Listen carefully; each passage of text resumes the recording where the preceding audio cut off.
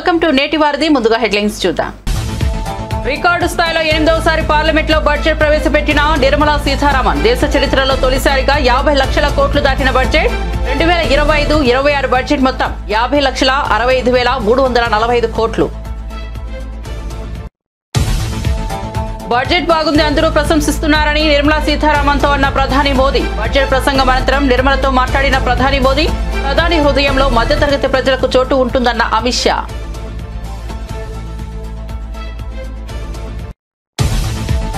కేంద్ర budget command control room లో రేవంత్ రెడ్డి కీలక భేటీలో పాల్గొన్న ఉప ముఖ్యమంత్రి, మంత్రులు, ఆర్థిక శాఖ అధికారులు కేంద్ర ప్రభుత్వాన్ని అడిగిందేమిటి, ఇచ్చిందేమిటంటూ ముఖ్యమంత్రి అసంతృప్తి.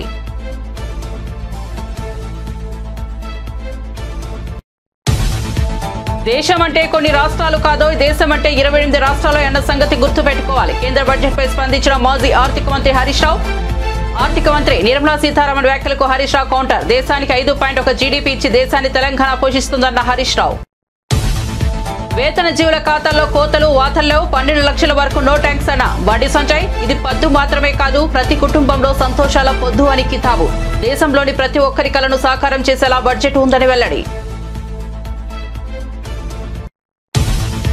జగన్ ప్రజల్లోకి వస్తారు, పార్టీ బలోపేతానికి అందరూ కృషి చేయాలన్న పెద్దిరెడ్డి రామచంద్రారెడ్డి. ప్రజా సమస్యలపై పోరాటం చేయాలని పార్టీ శ్రేణులకు పెద్దిరెడ్డి పిలుపు. ప్రజలను కూటమి ప్రభుత్వం మోసం చేస్తోందని విమర్శ.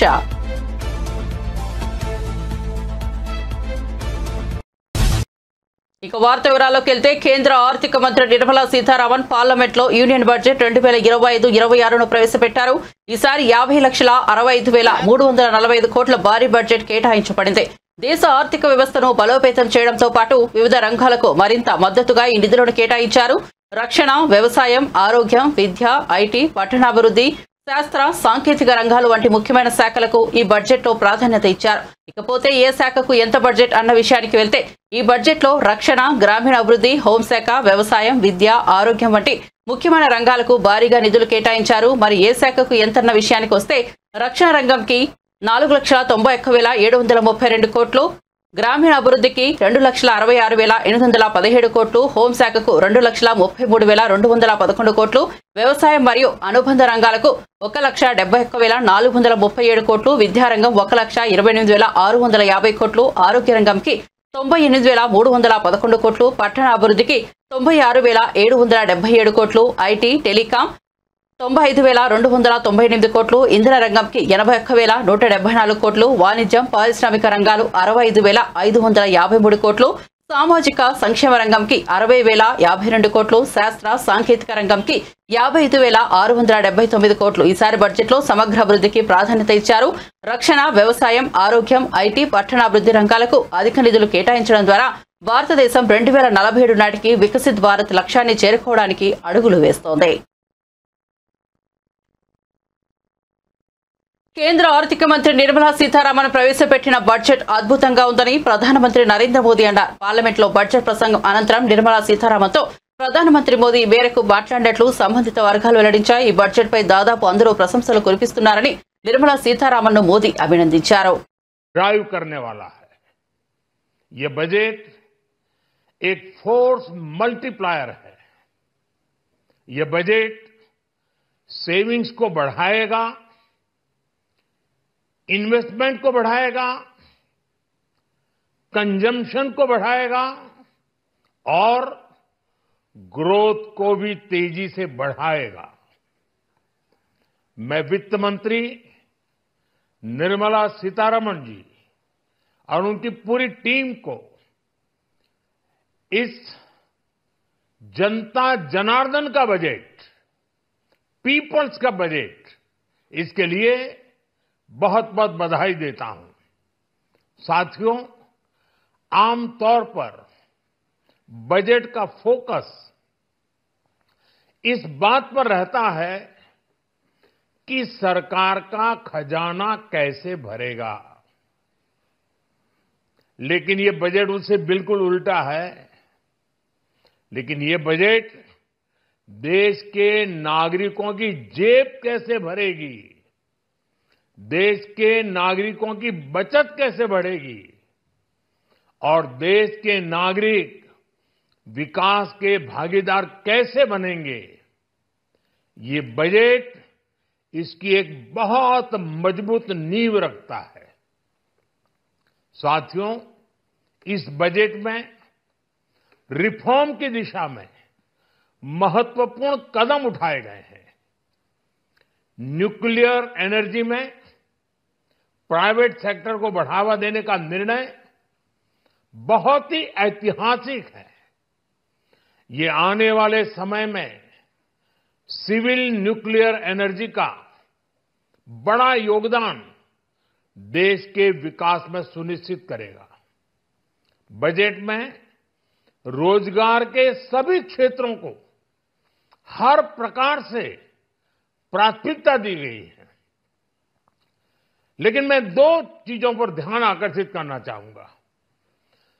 उन रिफॉर्म्स की मैं चर्चा करना चाहूंगा जो आने वाले समय में बहुत बड़ा परिवर्तन लाने वाले हैं। एक, इंफ्रास्ट्रक्चर स्टेटस देने के कारण भारत में बड़े शिप्स के निर्माण को बढ़ावा मिलेगा। आत्मनिर्भर भारत अभियान को गति मिलेगी। और हम सब जानते हैं कि शिप बिल्डिंग ये सर्वाधिक रोजगार देने वाला क्षेत्र है। उसी प्रकार से देश में टूरिज्म के लिए बहुत संभावना है। महत्वपूर्ण 50 टूरिस्ट डेस्टिनेशन, वहां पर जो होटल्स बनाएंगे, उस होटल को पहली बार इंफ्रास्ट्रक्चर के दायरे में लाकर टूरिज्म पर बहुत बल दिया है। इससे हॉस्पिटैलिटी सेक्टर को, जो रोजगार का बहुत बड़ा क्षेत्र है, और टूरिज्म जो रोजगार का सबसे बड़ा क्षेत्र है, एक प्रकार से चारों तरफ रोजगार के अवसर पैदा करने वाला एक क्षेत्र को ऊर्जा देने वाला काम करेगा। आज देश विकास भी विरासत भी इस ప్రధాని మోదీ పేరుగాంచిన ప్రజల స్వరానికి స్పందిస్తూ ఇది చాలా ప్రతిధ్వనించే ప్రభుత్వమని కేంద్ర ఆర్థిక మంత్రి నిర్మలా సీతారామన్ వ్యాఖ్యానించారు. జూలైలో ప్రకటించిన ఆదాయపు పన్ను సరళీకరణ ఇప్పటికే పూర్తయిందని, వచ్చే వారం లోక్సభలో బిల్లును ప్రవేశపెట్టనున్నట్లు తెలిపారు. ప్రజల ఆకాంక్షలకు అనుగుణంగా నిర్ణయాలు తీసుకుంటామని ఆమె స్పష్టం చేశారు. In this budget, the proposed development measures span 10 broad areas focusing on Garib, youth, Annadata and Nari, which I certainly would like to highlight, is responding to the voice of the people, which is what Prime Minister Modi is known for in his administration. It's a very responsive government. And as a result, the income tax simplification, which I announced in July, is already completed in its works, and we shall bring the bill in the next week. So the income tax simplification, about which in July budget I have gone in detail to say, the work is completed within 6 months is what I said. Within 6 months we brought the bill. It will be coming into the parliament next week. So if we are talking of reform inclusive of taxation, the work is done. This budget also speaks about rationalization in customs. Tariffs are being brought down, tariffs are being simplified, and also the basket which consisted of so many different tariffs for so many different commodities are now reduced. 8 were taken off earlier, 8 has been taken off now. So whatever remains now, 7 I think remains, and that is all about India's tariff picture. So the usual narrative which goes on saying, is India being too heavy on tariffs? No, you find కేంద్ర budget పై తెలంగాణ ముఖ్యమంత్రి రేవంత్ రెడ్డి తీవ్ర అసంతృప్తి వ్యక్తం చేశారు. మేం ఏమడిగాం, మీరు ఇచ్చింది ఏమిటని కేంద్ర ప్రభుత్వాన్ని ప్రశ్నించారు. కేంద్ర బడ్జెట్ లో తెలంగాణకు అన్యాయం జరిగిందని పేర్కొంటూ ఈ అంశంపై చర్చించేందుకు ముఖ్యమంత్రి రేవంత్ రెడ్డి అధ్యక్షతన ఉప ముఖ్యమంత్రి మల్లుభట్టి విక్రమార్క, మంత్రులు, ఆర్థిక శాఖ అధికారులు సమావేశమయ్యారు. హైదరాబాద్ లోని కమాండ్ కంట్రోల్ సెంటర్ లో ఈ సమావేశం జరిగింది. ఈ సందర్భంగా నిర్మలా సీతారామన్ ప్రవేశపెట్టిన బడ్జెట్ పై ముఖ్యమంత్రి ఆవేదన వ్యక్తం చేశారని సమాచారం. రాష్ట్రంలో అనుసరించాల్సిన ఆర్థికపరమైన విధానాలు, పథకాల ప్రాధాన్యతపై వారు చర్చించారు. కేంద్ర వార్షిక బడ్జెట్ 2025-26పై ఏపీ ముఖ్యమంత్రి చంద్రబాబు స్పందించారు. ప్రజలకు ఉపయోగపరమైన ప్రగతిశీల బడ్జెట్ ప్రవేశపెట్టినందుకు కేంద్ర ప్రభుత్వానికి కేంద్ర ఆర్థిక శాఖ మంత్రి నిర్మలా సీతారామన్కు హృదయపూర్వక అభినందనలు తెలియజేస్తున్నానని చంద్రబాబు పేర్కొన్నారు. ప్రధాని నరేంద్ర మోదీ నాయకత్వంలో వికసిత్ భారత్ విజన్ను ప్రతిబింబించేలా ఈ బడ్జెట్ ఉందని అభిప్రాయపడ్డారు. మహిళా సంక్షేమం, పేదలు, యువత, రైతులకు ఈ బడ్జెట్లో ప్రాధాన్యత ఇచ్చారని, అంతేకాకుండా వచ్చే 5 ఏళ్లలో 6 కీలక రంగాల్లో అభివృద్ధిని దృష్టిలో ఉంచుకుని కేటాయింపులు చేసినట్లు అర్థమవుతోందని చంద్రబాబు వివరించారు.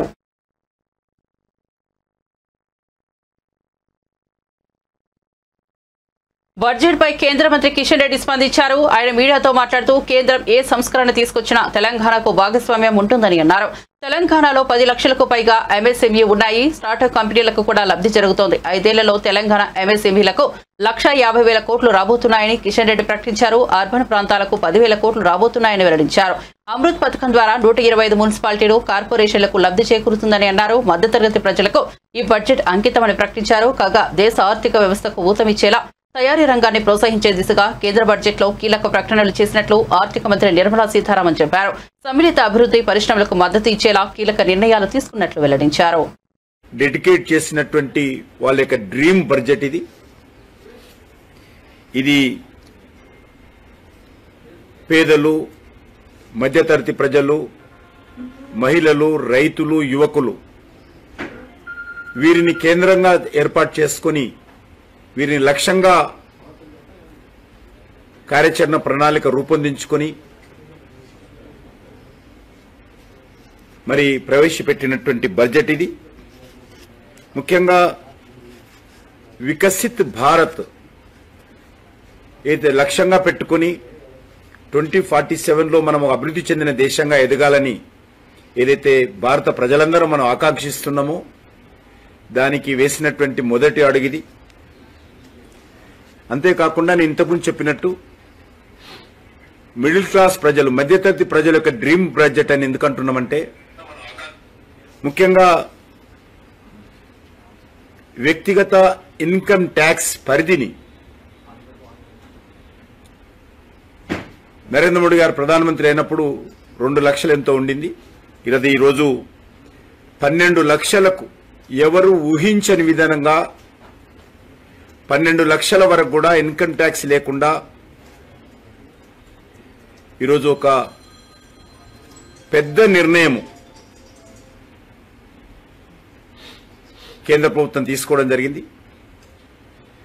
నాకు తెలిసి గత 10-20 సంవత్సరాలుగా ప్రతి బడ్జెట్ అప్పుడు కూడా ప్రధానమైనటువంటి చర్చ ఈ యొక్క వ్యక్తిగత ఆదాయం పైన ఏదైతే ట్యాక్స్ తగ్గింపు పైనే ప్రధాన చర్చ జరుగుతున్నటువంటి విషయం మనకు తెలుసు. ఎందుకంటే మిడిల్ క్లాస్కు మేజర్ కన్సర్న్ అది ప్రైవేట్ సెక్టార్లో పనిచేసినటువంటి ఉద్యోగస్తులు కావచ్చు, లేక మిడిల్ క్లాస్ ఫ్యామిలీస్ కావచ్చు, చిన్న చిన్న వ్యాపారాలు చేసేటువంటి వాళ్ళు కావచ్చు, వాళ్ళకి ఇది మేజర్ కన్సర్న్ ఇది. కాబట్టి ఈరోజు ప్రధానమంత్రి గారు చాలా ధైర్యం చేసి ఈరోజు ఆ యొక్క ట్యాక్స్ పరిధిని ఏదైతే పెంచడం జరిగిందో మరి దీని ద్వారా కేంద్ర ప్రభుత్వానికి మరి కొంత ఆదాయం తగ్గినప్పటికీ కూడా కేంద్ర బడ్జెట్లో 12 లక్షల వరకు ఆదాయపు పన్ను మినహాయింపు ఇవ్వడం చారిత్రాత్మకమని కేంద్ర మంత్రి రామ్మోహన్ నాయుడు అన్నారు. ఈ తరహా నిర్ణయం గతంలో ఎప్పుడూ తీసుకోలేదని చెప్పారు. దీంతో మధ్యతరగతికి మరింత ప్రయోజనం కలుగుతోందన్నారు. ఈ నిర్ణయం పార్టీలకు అతీతంగా ప్రతి ఒక్కరూ హర్షించాల్సిన విషయమన్నారు. బడ్జెట్పై ఏపీకి చెందిన కూటమి ఎంపీలు నిర్వహించిన మీడియా సమావేశంలో రామ్మోహన్ నాయుడు మాట్లాడారు. తెలుగు కవి గురజాడ అప్పారావు గారిని గుర్తు చేసుకుంటూ దేశమంటే మట్టి కాదు, దేశమంటే మనుషులు అన్నటువంటి మాటతో కేంద్ర బడ్జెట్ని కూడా ప్రారంభించడం తెలుగు వారందరికీ కూడా ఎంతో గర్వకారణం అని కూడా ఈ సందర్భంగా తెలియజేసుకుంటున్నాను. ఆంధ్రప్రదేశ్ రాష్ట్రానికి సంబంధించి మన ముఖ్యమంత్రి వర్యులు చంద్రబాబు నాయుడు గారి తాలూకా ప్రభావం కూడా ఈ బడ్జెట్ మీద ఉందని స్పష్టంగా మనం అందరం తెలియజేసుకోవచ్చు. గత 7 నెలలుగా కేంద్ర ప్రభుత్వంతో సంప్రదింపులు చేసి రాష్ట్రానికి ఉన్నటువంటి సమస్యలన్నీ కూడా తెలియజేసి ఎన్డీఏ ప్రభుత్వం రాష్ట్రంలో కేంద్రంలో ఒక డబుల్ ఇంజిన్ సర్కార్ మోడ్లో ముందుకు నడిస్తే దాని ఫలితాలు ఏ రకంగా ఉంటాయనేది అనేక సందర్భాల్లో ఈ 7 నెలల్లో చూపించడం జరిగింది. దానికి ఇంకా ముందుకు నడిపిస్తూ మిగిలినటువంటి కూడా రాష్ట్రానికి సంబంధించినటువంటి సమస్యలు ఏవైతే ఉన్నాయో దానికి ఒక పరిష్కారం ఈ కేంద్ర బడ్జెట్ ద్వారా ఇచ్చే విధంగా కొన్ని కార్యక్రమాలు కూడా పెట్టడం చాలా ఆనందదాయకమని కూడా ఈ సందర్భంగా తెలియజేస్తున్నాను. ముఖ్యంగా జల్ జీవన్ మిషన్ లాంటిది దేశంలో ప్రతి ఇంటికి కూడా కొలాయి ఇవ్వాలనేది ప్రధానమంత్రి నరేంద్ర మోదీ గారి తాలూకా కళ. ఆ కళ మాత్రం గత 5 సంవత్సరాలుగా మన ఆంధ్రప్రదేశ్ రాష్ట్రంలో ఏ ఒక్క ఇంటికి కూడా జరగనివ్వకుండా అప్పుడు ముఖ్యమంత్రిగా ఉన్న జగన్మోహన్ రెడ్డి గారు చేశారు. కార్యక్రమాల్లో ఎంత అవకతవకలు జరిగాయనంటే 5 సంవత్సరాల్లో కేంద్ర ప్రభుత్వం నుంచి సుమారు 15,000 కోట్ల రూపాయలు రాష్ట్రానికి పంపిస్తే ఎక్కడ కూడా ఒక్క వాటర్ స్కీమ్ ఒక పంచాయతీ లెవెల్లో కానీ మండల్ లెవెల్లో జిల్లా లెవెల్లో ఎక్కడా కూడా పూర్తి శాతం చేసినటువంటి పరిస్థితి ఎక్కడా కూడా కనబడలేదు. మళ్ళీ తిరిగి మన ప్రభుత్వం వచ్చిన తర్వాత మళ్ళీ దాని తాలూకా లెక్క వేస్తే ఈరోజు సుమారు దానికి డబుల్ ఇంకా వర్క్ మిగిలినటువంటి విధంగా ఈరోజు దాని తాలూకా ఎస్టిమేట్స్ అన్నీ కూడా ఉన్నాయి.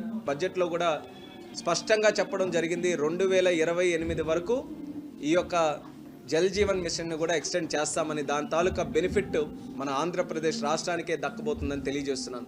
మ్యానుఫ్యాక్చరింగ్ సెక్టర్కి ఎంఎస్ఎంఈస్కి ఏదైతే మనం గట్టిగా పుష్ ఇస్తున్నామో దానికి ఈరోజు కేంద్ర ప్రభుత్వం కూడా బడ్జెట్ ద్వారా అనేకమైనటువంటి కార్యక్రమాలు మ్యానుఫ్యాక్చరింగ్ సెక్టర్ని ఇంకా ప్రోత్సహిస్తూ కార్యక్రమాలు పెట్టడం జరిగింది. దాని తాలూకా బెనిఫిట్ కూడా మన ఆంధ్రప్రదేశ్ రాష్ట్రానికే రాబోతుంది. అందులో ముఖ్యంగా చంద్రబాబు నాయుడు గారి తాలూకా కళ ప్రతి ఇంటికి కూడా ఒక ఆంట్రప్రెన్యూర్ని తయారు చేయాలనంటే స్టార్టప్కైనా ఆంట్రప్రెన్యూర్షిప్కైనా వాళ్ళు చేసేటటువంటి సెల్ఫ్ సఫిషియెంట్కి ఏదైనా ఒక కార్యక్రమం చేసినా దానికి నిధి ఉండాలి. అటువంటి నిధి ఈరోజు కేంద్ర ప్రభుత్వం ఏర్పాటు చేసింది. దాన్ని ఖచ్చితంగా ఆంధ్రప్రదేశ్ రాష్ట్రం పెద్ద ఎత్తున వినియోగించుకోబోతుందని కూడా ఈ సందర్భంగా తెలియజేసుకుంటున్నాం.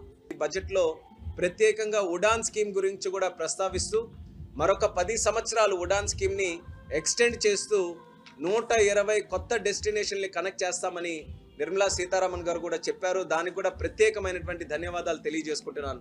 120 కొత్త డెస్టినేషన్లు కనెక్ట్ చేయడం, ఈ వచ్చే 10 సంవత్సరాల్లో సుమారు 4 కోట్ల మందికి ఈ ఉడాన్ స్కీమ్ ద్వారా యాత్ర చేయించడం, ఇది ఒక విజన్గా పెట్టుకొని ఈ స్కీమ్ని కూడా తయారు చేయడం జరిగింది. కేంద్ర ఆర్థిక మంత్రి నిర్మలా సీతారామన్ ప్రవేశపెట్టిన బడ్జెట్ పై కేంద్ర సహాయ మంత్రి బండి సంజయ్ స్పందించారు. ఈ మేరకు ఆయన ట్వీట్ చేశారు. 12 లక్షల ఆదాయం వరకు ఇక పన్ను లేదని పేర్కొన్నారు. వేతన జీవుల ఖాతాలో ఇక కోతలు వాతలు ఉండవని, వారి బంగారు భవిష్యత్తుకు ప్రణాళికలు మాత్రమే ఉంటాయని తెలిపారు. ఇది కేవలం పద్దు కాదని, ప్రతి భారతీయ కుటుంబంలో సంతోషాల పొద్దు అని పేర్కొన్నారు.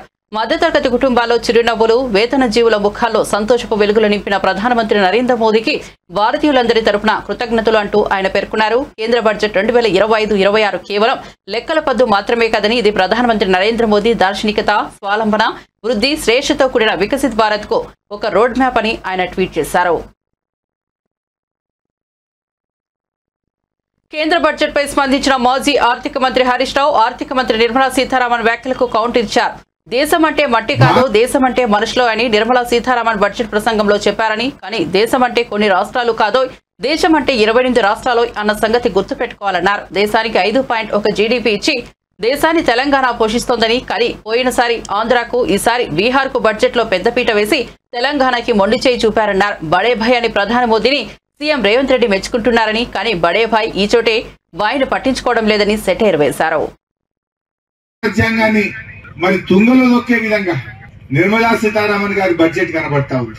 రాజ్యాంగం ఈ దేశంలోని అందరి పౌరులకు, అన్ని రాష్ట్రాలకు, అన్ని వర్గాలకు సమాన హక్కులు కల్పించింది. కానీ నిర్మలా సీతారామన్ గారి బడ్జెట్ చూస్తా ఉంటే అది అన్ని రాష్ట్రాలకు కాదు, కొన్ని రాష్ట్రాలకే పరిమితం అన్నట్టుగా ఉన్నది. ఆమె తన ప్రసంగాన్ని ప్రారంభిస్తూ దేశం అంటే మట్టి కాదోయ్, దేశం అంటే మనుషులోయ్ అని నిర్మలా సీతారామన్ గారు బడ్జెట్ లో ప్రసంగాన్ని ప్రారంభించారు. మరి వారు ఇంకో విషయం మర్చిపోయారు. దేశం అంటే కొన్ని రాష్ట్రాలు కాదు, దేశం అంటే 28 రాష్ట్రాలు అనేటువంటి విషయాన్ని నిర్మలా సీతారామన్ గారు మర్చిపోయినట్టు అనిపించింది. పోయిన సంవత్సరం 2024లో బడ్జెట్ ప్రవేశపెడితే ఆంధ్రప్రదేశ్ కు వరాల జల్లులు కురిపించారు. అమరావతికి ఇచ్చారు, పోలవరంకి ఇచ్చారు. ఎందుకు ఇచ్చారని అంటలేని, సంతోషం ఇవ్వండి, మా తెలుగు రాష్ట్రమే, కానీ మా తెలంగాణను ఎందుకు మర్చిపోయారు? ఈసారి బడ్జెట్ పెడితే బీహార్ రాష్ట్రానికి వరాల జల్లు కురిపించారు. బీహార్ కు వరాల మీద వరాలు ఇచ్చిండ్రు బడ్జెట్ లో. ఆ బడ్జెట్ దేశ బడ్జెట్ లెక్క లేదు, బీహార్ బడ్జెట్ లెక్క ఉన్నది. తెలంగాణకు మళ్ళా మొండి చెయ్యే. 8 ఎంపీలు బీజేపీ గెలిచింది, 8 ఎంపీలు కాంగ్రెస్ గెలిచింది. కానీ 8+8 16 కాదు, గుండు సున్నాయి. ఏమి రాలే తెలంగాణకు, పోయినసారి ఏమి రాలే. ఈ బడ్జెట్ లో కూడా తెలంగాణకు మొండి చెయ్యి చూపింది. ఇది నిజంగా బాధ కలుగుతా ఉంది. అంబేద్కర్ గారి విగ్రహాన్ని ఆవిష్కరించుకొని అంబేద్కర్ గారు స్ఫూర్తిగా మాట్లాడుకుంటున్న టైంలో ఆ రాజ్యాంగ స్ఫూర్తి పోయింది, రాజ్యాంగాన్ని తుంగలో దొక్కిండ్రు, రాజ్యాంగ విలువలు లేకుండా పోయినాయి. ఈ దేశానికి 5.1% జీడిపిని ఇస్తున్నది తెలంగాణ. నిజానికి దేశాన్ని సాగుతున్న కొద్ది రాష్ట్రాల్లో తెలంగాణ ఒకటి. దేశ బడ్జెట్ ను సమకూర్చడంలో 5.1% ఇచ్చింది తెలంగాణ. కానీ తెలంగాణకు వచ్చింది మాత్రం ఏం లేదు. పొద్దు నుంచి చూస్తా ఉన్న బడ్జెట్ ఏమన్నా వస్తుందా తెలంగాణకు, ఏమన్నా ఈసారి మంచిగా వస్తుందా? మన కొత్తపల్లి మనోహరాబాద్ రైలు సిద్దిపేట దాకా తెచ్చినాం కానీ అది ఆయన కరీంనగర్ దాకా ముట్టాలి. ఏమన్నా ఉన్నదా ఈ రాష్ట్రానికి అని చూస్తే అంతా బీహార్ తప్ప ఏం కనబడతలేదు. మన ముఖ్యమంత్రి కూడా పొద్దుగాలేస్తే ఢిల్లీ పోతాడు. ఇప్పుడు 30 సార్లు పోయినట్టున్నాడు. 30 సార్లు ఢిల్లీకి పోయింది కానీ ఢిల్లీకి వెళ్ళి 30 రూపాయలు తెచ్చింది అయితే లేదు, ఒక ప్రాజెక్ట్ వచ్చింది లేదు, ఒక జాతీయ ప్రాజెక్ట్ వచ్చింది కూడా లేదు. బడే బాయ్ అంటాడు, మరి మెచ్చుకుంటుండు. కానీ ఆ బడే బాయ్ మాత్రం ఈ చోటే బాయ్కి ఏమి ఇస్తలేనట్టున్నాడు. మరి ఇలా బంధం ఏందో ఈ రాష్ట్రానికి మాత్రం ఏం జరుగుతున్నట్లయితే కనబడతలేదు. భారత రాజ్యాంగాన్ని మరి తుంగలో దొక్కే విధంగా నిర్మలా సీతారామన్ గారి బడ్జెట్ కనబడతా ఉంది. పరిగి నియోజకవర్గంలోని కులకచెల్ల మండల పరిధిలోని దాసియా నాయక్ తండాలో సేవలాల్ సేన ఆధ్వర్యంలో ఏర్పాటు చేసిన డాక్టర్ బిఆర్ అంబేద్కర్ విగ్రహాన్ని బీఆర్ఎస్ వర్కింగ్ ప్రెసిడెంట్ కేటీఆర్ ఆవిష్కరించారు. అంబేద్కర్ విగ్రహావిష్కరణ అనంతరం కేటీఆర్ జై భీమ్ జై అందించారు. ఈ కార్యక్రమంలో పరిగి మాజీ ఎమ్మెల్యే కుప్పల మహేశ్వర్ రెడ్డి, మాజీ మంత్రులు సబితా ఇంద్రారెడ్డి, శ్రీనివాస్ గౌడ్, వికారాబాద్ మాజీ ఎమ్మెల్యే మెతుకు ఆనంద్, కొడంగల్ మాజీ ఎమ్మెల్యే పట్నం నరేందర్ రెడ్డి, హుజూరాబాద్ ఎమ్మెల్యే పాడి కౌశిక్ రెడ్డితో పాటు పలువురు నేతలు కార్యకర్తలు భారీ సంఖ్యలో పాల్గొన్నారు. బయలుదేరిన కాడికెళ్ళి ఇప్పటిదాకా ఇంకొక 15 నిమిషాల టైం అయిపోతుందంటే ఇప్పుడు మైక్ ఇచ్చిండు. పొద్దున్న నుంచి ఇప్పటిదాకా మరి వేలాది మందిని కలుసుకున్నాం. ఎక్కడికక్కడ మధ్యలో వచ్చేటప్పుడు రైతు కూలీలను కలిసినాం, అట్లాగే మధ్యలో రైతులను కలిసినాం. చాలా మంది పరిగి నియోజకవర్గ ఆడబిడ్డలను అన్నాదమ్ములను ఇలా కలుసుకునే అదృష్టం కలిగింది. దానికి కారణం ఇవాళ డాక్టర్ బాబాసాహెబ్ అంబేద్కర్ విగ్రహావిష్కరణ ఇక్కడ పెట్టుకున్నందుకే ఈ అదృష్టం కలిగింది. నిజంగా ఒక్క మాటలో చెప్పాలి అంటే డాక్టర్ బాబాసాహెబ్ నేర్పించిన ఒక గొప్ప సూత్రం బోధించు, సమీకరించు, పోరాడు. ఈ పోరాట స్ఫూర్తిని పూర్తి స్థాయిలో ఒంటబట్టించుకున్నది, పూర్తి స్థాయిలో ఆకలింపు చేసుకొని అత్యద్భుతంగా దాన్ని ఆచరణలో కూడా పెట్టింది పెద్దలు మన నాయకులు కేసీఆర్ గారు. ఎట్లా అని మీరు అంటారా? 2001లో ఆనాడు తెలంగాణ ప్రాంతంలోని అన్ని వర్గాల ప్రజలకు, ఇక్కడ ఉండే రైతులు కావచ్చు, మహిళలు కావచ్చు, యువత కావచ్చు, పెద్ద మనుషులు కావచ్చు, అందరికీ జరుగుతున్న అన్యాయాన్ని దృష్టిలో పెట్టుకొని లక్షల సంఖ్యలో ప్రజల్ని సమీకరిస్తూ తెలంగాణ రాష్ట్రం ఏర్పడితే వాళ్ళకొచ్చే లాభం ఏందో వాళ్లకు బోధిస్తూ అడుగడుగున తెలంగాణ సమస్యల పట్ల ఆనాటి కేంద్ర ప్రభుత్వం కావచ్చు, రాష్ట్ర ప్రభుత్వం కావచ్చు, వారి మీద పోరాడుతూ, బోధిస్తూ, సమీకరిస్తూ, పోరాడుతూ 14 ఏళ్లు పోరాడి చివరికి అహింసాయుతమైన పద్ధతుల్లో చావు నోట్లో తలబెట్టి మీ అందరి దయతో డాక్టర్ బాబాసాహెబ్ రాసిన ఆ రాజ్యాంగం ఆధారంగా ఆర్టికల్ 3 ఆధారంగా రాష్ట్రాన్ని సాధించుకున్నాము అంటే ఖచ్చితంగా ఆ మహనీయుడికి గట్టిగా చప్పట్లతో మనం ఒకసారి ధన్యవాదాలు, నివాళులు చెప్పాలి. బాబాసాహెబ్ అంబేద్కర్ రాసిన రాజ్యాంగమే లేకపోతే, ఆ మహానుభావుడి దార్శనికతనే లేకపోతే ఇవాళ తెలంగాణ లేదు. ఒకటి మాత్రం వాస్తవం, 76 ఏళ్లలో డాక్టర్ బాబాసాహెబ్ అంబేద్కర్ గారికి నిజానికి ఎంతో మంది మహానుభావులకు ఆయన సమకాలీకుడు. ఒక రకంగా చెప్పాలంటే ప్రపంచ మేధావుల్లో ఒకరిగా ప్రపంచం గుర్తించింది. హార్వర్డ్ లాంటి విశ్వవిద్యాలయం, ఆక్స్ఫర్డ్ లాంటి విశ్వవిద్యాలయం కూడా వారిని పిలిచి వారి దార్శనికతకు, వారి విజ్ఞతకు. ఆంధ్రప్రదేశ్లో పింఛన్ల పండుగ మొదలైంది. వృద్ధులు, వితంతువులకు ప్రభుత్వం 1వ తేదీనే పింఛన్లు అందించింది. అన్నమయ్య జిల్లా రాయచోట్లో ముఖ్యమంత్రి చంద్రబాబు పర్యటించారు. ఓ వృద్ధురాలి ఇంటికి వెళ్లి స్వయంగా పింఛన్ అందిస్తారు. ఆమె సమస్యలు అడిగి తెలుసుకున్నారు. ఆమెకు ఇల్లు నిర్మించి ఇస్తానని హామీ ఇచ్చారు. 400 రూపాయలు ఉంటే అది అప్పట్లోనే 2000, 3000 చేసాం. అది 6000 చేశాను ఇలాంటి పిల్లలందరికీ. 3000 పెంచాము, ఇప్పుడు 6000 వస్తుంది. నువ్వేం చేస్తావు? చదువుకున్నావా? ఏం చదువుతున్నావు? ఇంటర్మీడియట్. ఎక్కడ? ఏ సబ్జెక్ట్ ఏంటి? ఏమా? సిఈసి చదువుతున్నావు. ఇప్పుడు సోలార్ పెట్టారు మీకు. మీ ఇల్లు సొంత ఇల్లేది? సొంత ఇల్లే. ఇది పెట్టిన దానివల్ల మీకు ఇప్పుడు కరెంట్ ఛార్జీలు ఇంతవరకు కట్టేవాళ్ళు మీరు ఎంత కట్టేవాళ్ళు? 280 వచ్చేది. ఇప్పుడు 280 నుంచి కరెంట్ ఛార్జీలు కట్టే పని లేదు. ఇంకా ఇది పెట్టాం కాబట్టి అంతవరకు ఒక పని అయింది. రెండోది కూడా కరెంట్ మిగిలితే మీరు ఆ కరెంట్ గ్రిడ్ తీసుకొని దానికి కూడా కొంత డబ్బులు ఇస్తారు. 130 యూనిట్స్ వాడుతున్నావు, ఇప్పుడు పెట్టిన దానివల్ల దగ్గర 250 యూనిట్లు మినిమం వస్తుంది. అంటే ఒక 120 యూనిట్లు సర్ప్లస్ వస్తుంది, మిగులుతుంది. మనవరాలు ఉన్నాయి సార్, మనవరాలు 6 నెలలైంది, పెళ్ళి 4 ఏళ్ళైంది, మూడు 2 నెలలు 2 నెలలు 3 నెలలు చచ్చిపోయినారు సార్. చిన్న బిడ్డలో నేత బిడ్డలో. వర్క్ ఫ్రం హోమ్ చేసే సాఫ్ట్వేర్ ఇంజనీర్లపై సీఎం చంద్రబాబు ఆసక్తికర వ్యాఖ్యలు చేశారు. ఉద్యోగరీత్యా ఓ వైపు ఉండి ఇంటి నుండి పనిచేస్తున్న సాఫ్ట్వేర్ ఇంజనీర్లు మంత్రి పదవిని చేపట్టొచ్చని సరదాగా వ్యాఖ్యానించారు. పింఛన్ల పంపిణీలో భాగంగా రాయచోట్లో ఏర్పాటు చేసిన కార్యక్రమంలో సీఎం చంద్రబాబు పాల్గొన్నారు. ఈ సందర్భంగా వర్క్ ఫ్రం హోమ్ చేస్తున్న పలువురు సాఫ్ట్వేర్ ఇంజనీర్లతో ముచ్చటించారు.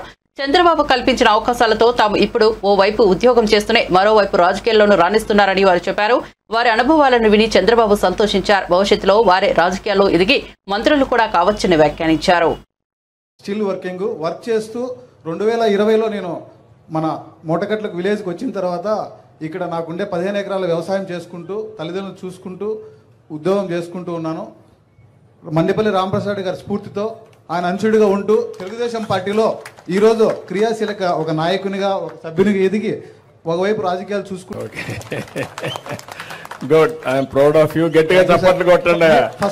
ఫస్ట్ మీ ప్రోడక్ట్ లో స్టిల్ వర్కింగ్ అంటే నేను ఒక్కనే ఇక్కడ ఫస్ట్ ప్రోడక్ట్ నేను చంద్రబాబు నాయుడు గారి old product, good product, strong product, good gold.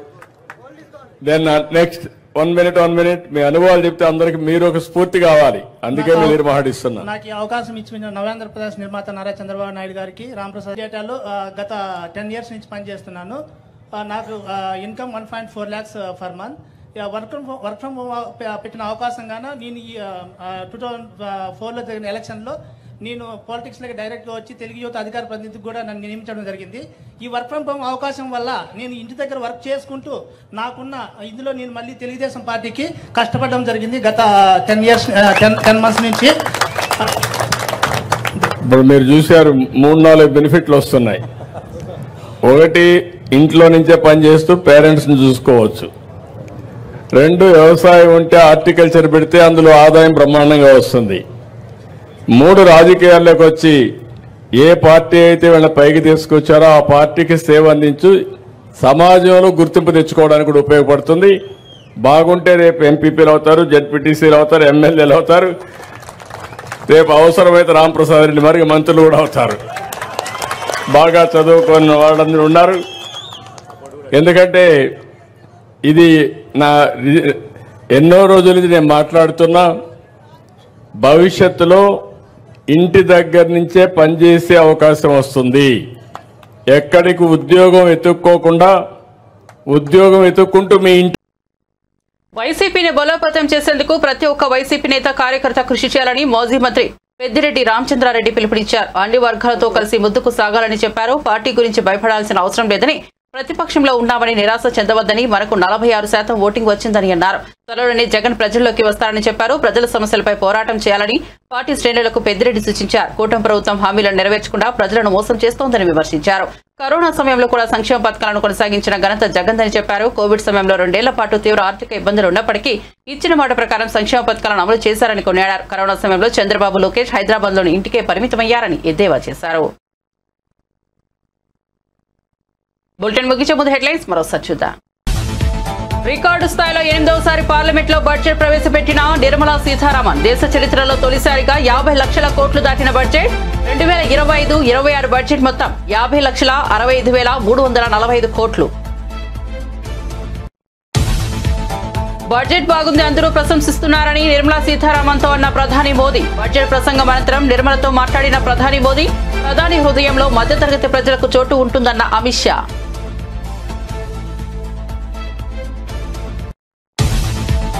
కేంద్ర బడ్జెట్ కమాండ్ కంట్రోల్ రూమ్ లో రేవంత్ రెడ్డి కీలక భేటీలో పాల్గొన్న ఉప ముఖ్యమంత్రి, మంత్రులు, ఆర్థిక శాఖ అధికారులు కేంద్ర ప్రభుత్వాన్ని అడిగిందేమిటి, ఇచ్చిందేమిటంటూ ముఖ్యమంత్రి అసంతృప్తి.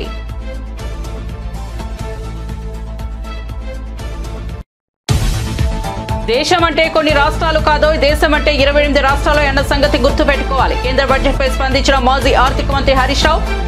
ఆర్థిక మంత్రి నిర్మలా సీతారామన్ వ్యాఖ్యలకు హరీష్ రావు కౌంటర్. దేశానికి 5.1 జీడీపీ ఇచ్చి దేశాన్ని తెలంగాణ పోషిస్తుందన్న హరీష్ రావు. వేతన జీవుల ఖాతాల్లో కోతలు వాతల్లో 12 లక్షల వరకు నో ట్యాంక్స్ అన్న వడ్డీ సంచయ్. ఇది పద్దు మాత్రమే కాదు, ప్రతి కుటుంబంలో సంతోషాల పొద్దు అని కితాబు. దేశంలోని ప్రతి ఒక్కరి కలను సాకారం చేసేలా బడ్జెట్ ఉందని వెల్లడి.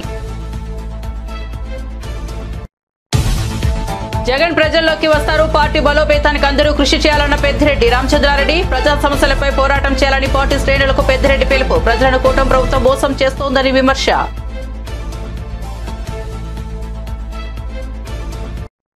మరిన్ని అప్డేట్స్ కోసం చూస్తూనే ఉండండి నేటి వారధి.